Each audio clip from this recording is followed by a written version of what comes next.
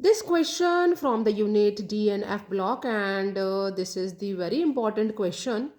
Write the explanation on the basis of lengthened contraction. Means we have to be just think about the lengthened contraction, or we have to be answer this five sub parts, and this question can be asked in section E. So 5 mark question है. Nature of bonding in lanthanide and lutetium oxide. जो lanthanum oxide या lutetium oxide का उनका हमने जो bonding है उसका nature बताना है.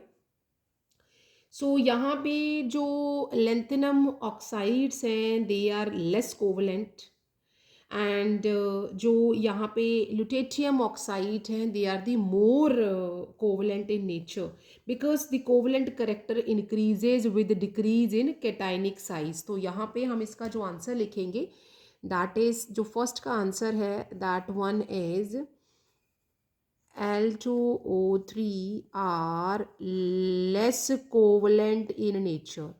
They are less covalent, whereas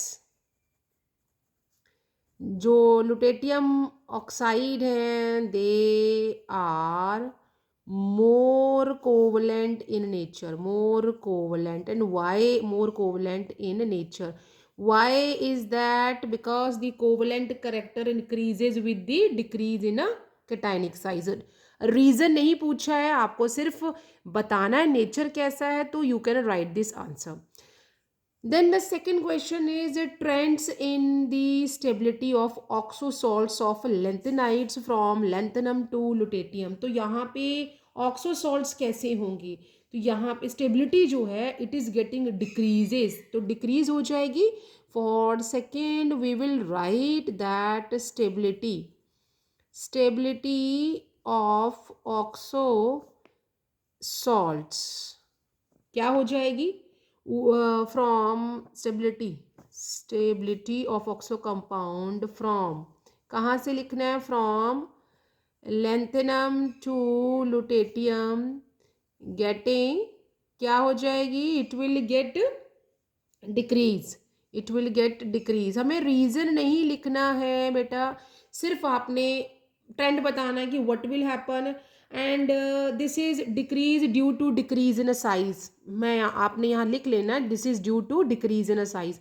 size decrease हो जाएगा. Then the third one is stability of lanthanide complex. Lanthanide complex की जो स्टेबिलिटी है, how what will happen to that? So the stability of complexes increases. जैसे जैसे size कम हो जाएगा, decrease हो जाएगा, कॉम्प्लेक्सेस जो है वो इंक्रीज हो जाएंगे. तो थर्ड का जो हमारा आंसर है that is the stability of lengthenoid complexes. Stability of lengthened complexes increases. Why it is increase?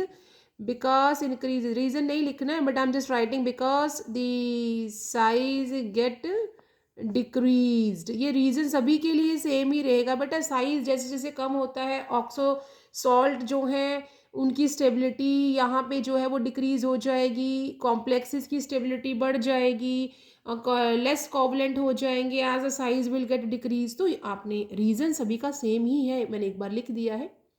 Then जो हमारा फोर्थ है that is radii of 4D and 5D block elements. what will happen?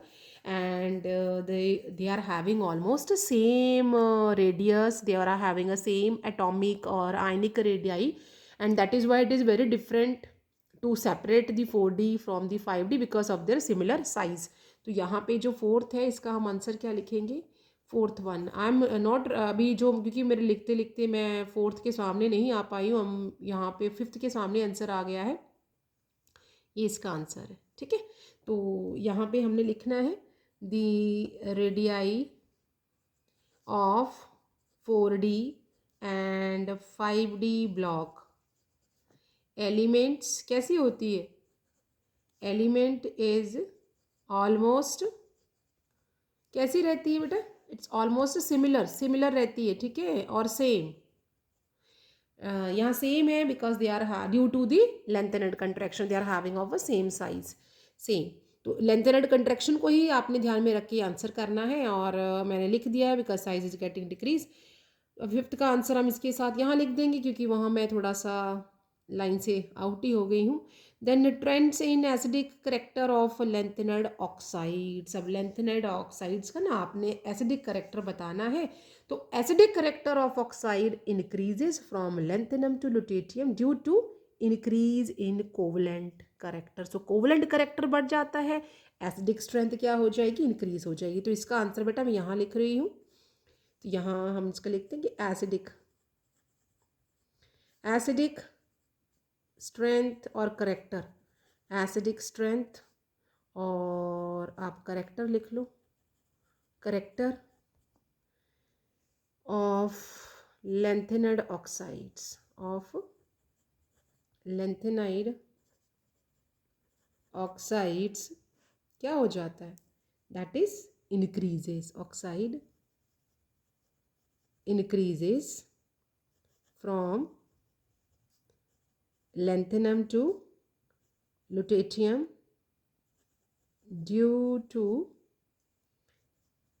increase क्या होगा, increase in covalent character. आपने यहाँ पे journal याद करना है। ट्रेंड को तो आप चाहे रट्टा भी मार के जाओ, नो इशू, क्योंकि कुछ चीज़ें जो होती हैं उनमें अगर आप ये समझ लें भाई लेंथेनेड कंट्रैक्शन है, while we are moving from left to right in a series the size will get decrease, size decrease होता है तो यहाँ पे उससे कोवलेंट करेक्टर इंक्रीज हो जाता है, स्टेबिलिटी ऑक्सो सॉल्ट्स की कम हो जाती है, लेंथेनेड कॉम्प्लेक्सेस की बढ़ जाती है, रेडियाई सेम हो जाता है, एसिडिक स्ट्रेंथ बढ़ जाती है। एक जर्नल सा ट्रेंड हमने याद रखना है। And I hope you got some idea from this thing, and see you in a next video soon with the more important questions from the 10 units. And if you have any doubt, you can just give me a comment in my comment box, and subscribe my channel for the coming new updates.